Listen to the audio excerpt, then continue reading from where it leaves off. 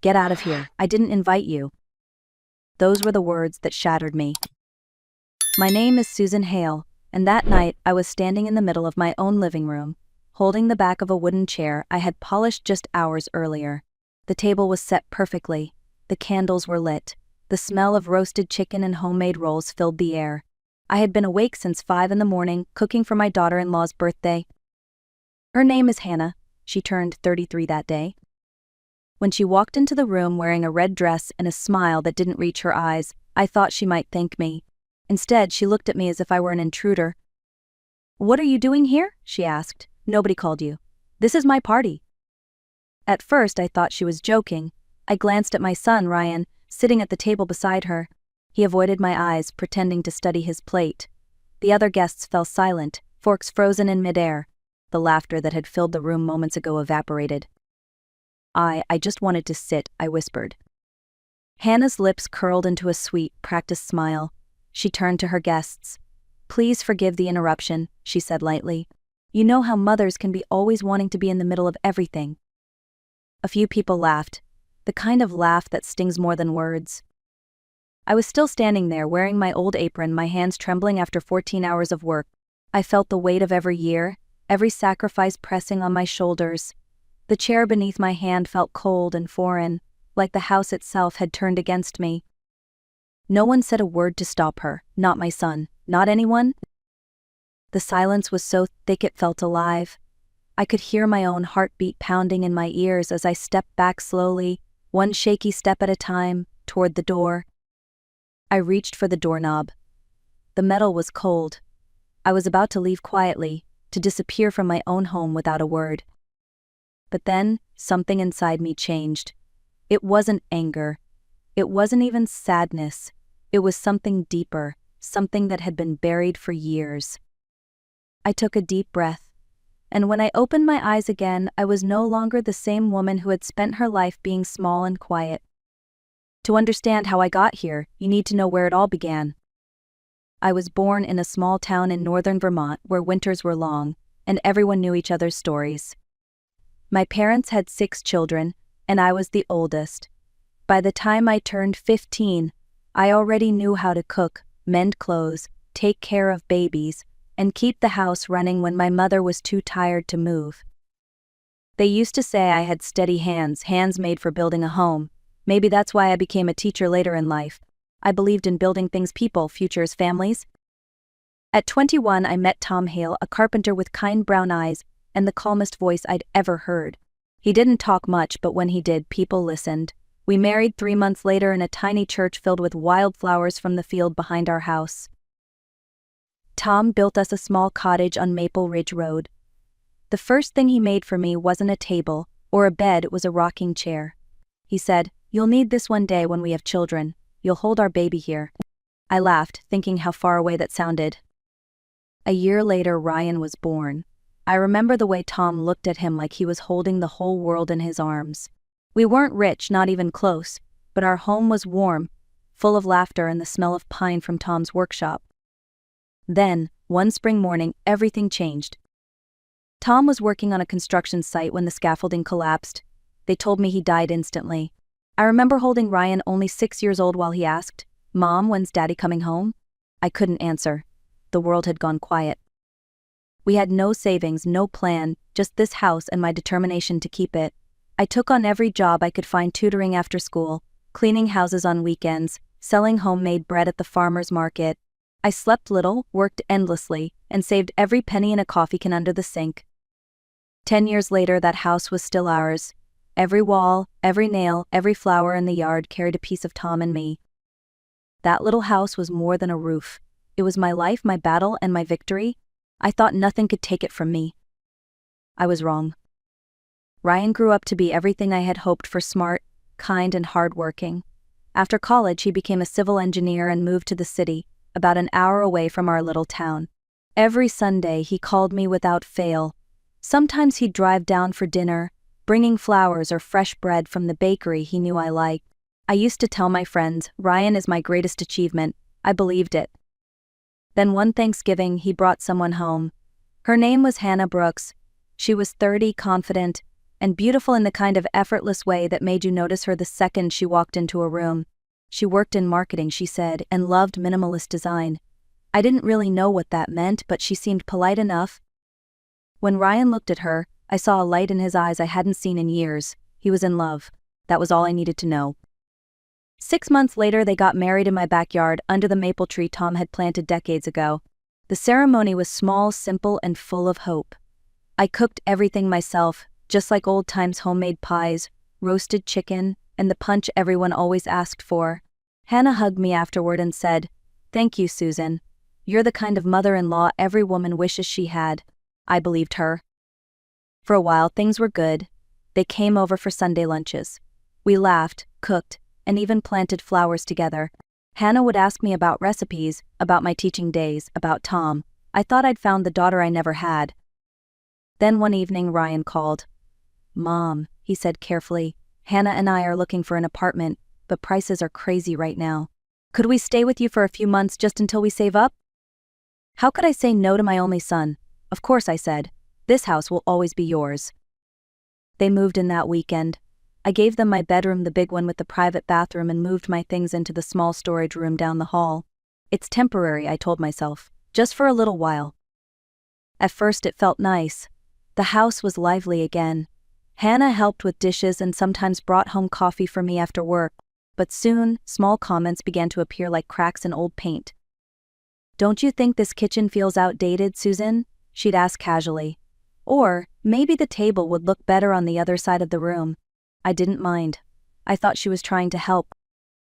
Then, one afternoon, I came home from the grocery store and found my living room completely rearranged.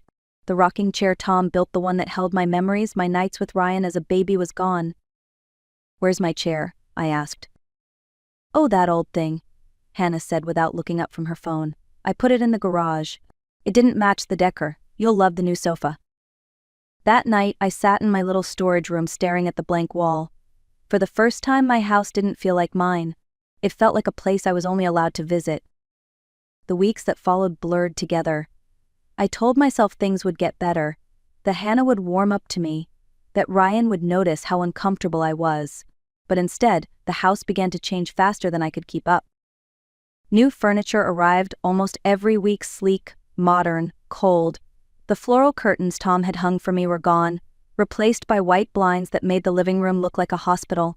Even the photos on the hallway shelf disappeared, replaced by Hannah's framed travel pictures. One morning I found my wedding portrait in a box marked "Donate." I stood there for a long time, holding the frame against my chest, trying to understand how love could be erased so quietly. Then came Hannah's birthday party. She had invited 20 people, friends from her office, her yoga class, and even her old college roommate. I spent 2 days cooking, baking, and cleaning. Ryan promised to help, but he got called into work. "You're the best, Mom," he said as he rushed out the door. "Hannah's lucky to have you." When the guests arrived, I greeted them with smiles and trays of food. Hannah floated around the room like she owned every inch of it, laughing loudly, clinking glasses, telling stories about her beautiful home. She didn't mention me once. As the evening went on, the music grew louder, the laughter sharper. I stayed in the kitchen washing dishes that didn't need washing, pretending not to hear. Then I noticed my seat at the table, my usual spot near the window, was gone. A vase of flowers stood there instead. When I quietly pulled out a chair from the end of the table, Hannah turned around. "Oh," she said, loud enough for everyone to hear. "Susan, why don't you go rest? You've been on your feet all day." "I'd like to sit for a bit," I said softly. Her smile tightened. "You've done enough already. This is my night." "I just wanted to be part of it," I whispered. Her voice rose, slicing through the chatter. "Get out of here, I didn't invite you." The room went silent. Every eye turned toward me. I felt heat rise up my neck, my face burning. Ryan looked down at his plate, motionless. No one said a word. For a moment I couldn't breathe. The smell of candles and perfume mixed into something bitter. My knees trembled, and the plate in my hand clattered against the counter. I wanted to cry, to shout, to disappear. But instead I walked to the sink, turned on the faucet, and let the cold water run over my hands until they stopped shaking. That night something inside me broke, but in that quiet breaking something else began to form, something stronger. The morning after the party, the house was quiet but not peaceful. It was the kind of silence that hummed beneath your skin, waiting to explode. I cleaned up the mess alone: empty glasses, stained napkins, half-eaten cake, and tried not to think about the look on Ryan's face when I was told to leave. He hadn't defended me, not once. Hannah came downstairs around noon, wearing a silk robe and holding her phone. "The party was great," she said without looking at me. "Everyone loved the food. Next time maybe we'll get a caterer though. You look tired." I nodded, keeping my voice steady. I was. For weeks I moved through the house like a ghost. I stayed in my small room, kept to my corner of the kitchen, and avoided any conversation that could lead to another argument. Ryan was always busy, and Hannah filled the silence with her plans: new paint colors, new furniture, a new life that no longer seemed to include me. One afternoon, I overheard them talking in the living room. Hannah's voice was low but sharp. "We can't live like this forever, Ryan. Your mother's house is falling apart. We should sell and get something better. Something ours." I pressed my hand against the wall to steady myself. Ryan sighed. "It's her home, Hannah." "She'll understand," she said. "We'll tell her it's best for everyone." That night I couldn't sleep. I sat on the edge of my bed, listening to the clock tick, every second pounding in my chest. For years I had built my life around caring for others: Tom, Ryan, my students. I never asked for much. I never fought back. But now, even my memories were being taken away from me. A few days later, I was walking in the yard when my neighbor, Nancy Miller, leaned over the fence. She was watering her tulips and noticed the dark circles under my eyes. "You look tired, Susan," she said gently. "You okay?" I hesitated, then told her everything. She listened without interrupting, then said something that stayed with me forever. "It's one thing to be lonely when you're alone," she said. "It's worse when you're surrounded by people who don't see you." That night, I realized she was right. I wasn't living. I was disappearing. And I was done letting that happen. The next morning, sunlight spilled through the kitchen window, hitting the floorboards Tom had laid decades ago. I stood there barefoot, holding my cup of coffee, staring at the empty space where my rocking chair used to be. Dust gathered in the corner, but all I could see was the ghost of what once was Tom sanding the wood, Ryan taking his first steps beside it, me rocking him to sleep on stormy nights. Something inside me clicked. I poured out the coffee, wiped my hands, and walked straight to the garage. It smelled of paint and cardboard, the air heavy with things forgotten. And there, behind stacks of boxes labeled "Donate," was the chair. My chair. The one Hannah said didn't match the decor. I dragged it back into the living room, my arms aching, but my heart lighter than it had been in years. When I set it down, it made a deep, solid sound against the floor. It felt like the house itself took a breath. Hannah came downstairs a few minutes later, holding her laptop. "What's this doing here?" she demanded. "I told you." I didn't let her finish. "It belongs here," I said. My voice was calm, steady. "So do I." She blinked, surprised. "Excuse me?" "You heard me. This is my home. I'm done pretending otherwise." For the first time since she moved in, Hannah didn't have a ready answer. She just stood there, mouth slightly open, as if the words didn't fit inside the version of me she'd built in her head. Later that day, I moved my clothes back into my old bedroom. I changed the sheets, opened the curtains, and let the air in. It smelled like lilac and freedom. When Ryan came home, he noticed right away. "Mom, what's going on?" he asked, confused. "I'm just taking back what's mine," I said simply. Hannah stormed out, muttering something about me being impossible. Ryan followed her, torn between us, but I didn't chase after him. Not this time. That night, for the first time in months, I sat in my chair, rocking gently, listening to the creak of the wood and the quiet hum of the house. I realized I didn't need anyone's permission to exist in my own home. I had been invisible for too long, but now I was beginning to see myself again. The shift was subtle at first, like the quiet before a storm. Hannah no longer shouted or rolled her eyes when I walked into a room.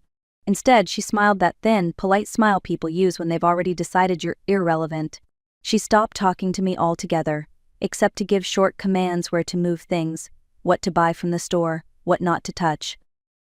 But the difference now was that I didn't listen. I cooked only for myself. I cleaned only my space. When she left dishes piled in the sink, I ignored them. When she made snide remarks about my old-fashioned habits, I smiled and said, "You're welcome to do things your way." That drove her crazy. One evening I overheard her on the phone, her voice sharp and impatient. "Yes, I want to sell the property," she said. "The market's perfect right now. My husband's name is on the mail, so it won't be an issue. We'll get the paperwork started." My heart stopped for a second. I set down my tea and listened. She was planning to sell my home. The next morning, I went downtown and met with a lawyer named Mr. Jacobs. I brought every document I had: old mortgage statements, tax receipts, even Tom's death certificate. He examined them carefully, then nodded. "Mrs. Hale," he said, "this house is in your name only. Your son has no legal claim to it." I felt tears sting my eyes. Relief. Validation. Power. 2 days later, Hannah showed up with a real estate agent. They were both dressed sharply, the agent carrying a camera and a clipboard. "We'll take some photos today," Hannah said, all confidence. "Make sure the lights are on." I blocked the doorway. "No one takes pictures in my house." She frowned. "Excuse me?" "You heard me," I said. "You don't own this place. You don't even belong here." The agent shifted awkwardly. "Maybe we should come back another time." Hannah's face turned red. "Ryan will hear about this," she snapped. "Good," I said. "He should." When they finally left, I stood in the hallway, my hands still trembling, but it wasn't fear anymore. It was strength. For the first time in years, I felt the ground beneath me again. The power had shifted, and this time it was mine to keep. Hannah didn't waste any time. That evening, she cornered Ryan in the kitchen, her voice low but sharp enough for me to hear from the next room. "She's impossible, Ryan. We can't keep living like this. Either she goes or I do." There it was, the ultimatum, the same tactic people use when they know they're losing control. Ryan didn't answer right away. I could hear the weight in his silence, the same silence that had followed me through every argument, every insult, every tear I swallowed just to keep the peace. Finally, he said quietly, "Hannah, this is my mother's house. She's not going anywhere." Her voice rose. "You're choosing her over me." "I'm choosing what's right." The sound of a suitcase dragging across the floor echoed through the house a few minutes later. Hannah stormed upstairs, grabbed her clothes, and slammed the bedroom door so hard that the picture frames rattled on the wall. When she came back down, she looked straight at me, her eyes full of venom and disbelief. "You'll regret this," she hissed. I didn't answer. I just stepped aside and opened the front door. Ryan followed her to the driveway, trying one last time to reason with her, but she wouldn't even look back. When the car finally disappeared down the road, the house fell silent again. For the first time in months, that silence didn't feel heavy. It felt like peace. Ryan stood in the doorway, his face pale. "I didn't want it to end like this," he said. "I know," I told him softly, "but sometimes endings are the only way to start again." He nodded, and without another word he went upstairs. I stayed in the living room, alone, and sat down in my rocking chair. The evening light spilled through the window, painting the floor with gold. I closed my eyes and listened to the quiet hum of the house, the creak of the wood, the whisper of the wind through the curtains. For the first time in years, it sounded like home again. 6 months passed. The house was peaceful again, too peaceful sometimes. I filled my days with small routines: tending the garden, reading on the porch, sharing coffee with Nancy in the mornings. The air felt lighter, as if the house itself had exhaled after years of holding its breath. One rainy afternoon, I was baking bread when I heard a knock at the door. When I opened it, Ryan stood there, soaked from the storm, holding a bundle wrapped in a blanket. It wasn't until he shifted the blanket that I realized it was a baby. "Her name's Lily," he said softly. "She's 2 months old." I stepped aside, and he came in. The house smelled like yeast and cinnamon. For a moment it felt like time had folded in on itself, like the years between us had disappeared. "What happened?" I asked gently. "Hannah left," he said. "She took her things and disappeared 3 weeks ago. I tried to call, but..." His voice cracked. "She's gone, Mom." I looked at my son, the boy who once played with wooden cars on this very floor, and saw the man he'd become, worn and tired, but still the same heart deep down. I placed my hand on his shoulder. "You're not alone," I said. He nodded, tears shining in his eyes. "Can we stay for a while? Just until I figure things out." I smiled faintly. "You and Lily are always welcome here." "But Ryan," I hesitated before continuing. "Things will be different this time. I won't lose myself again. Not for anyone." He understood. "You won't have to." That night, as the storm eased, I rocked Lily in the same chair her grandfather built decades ago. Her tiny fingers wrapped around mine, and I whispered, "Welcome home, sweetheart." For the first time, the word home felt whole again. The weeks that followed felt like spring after a long winter.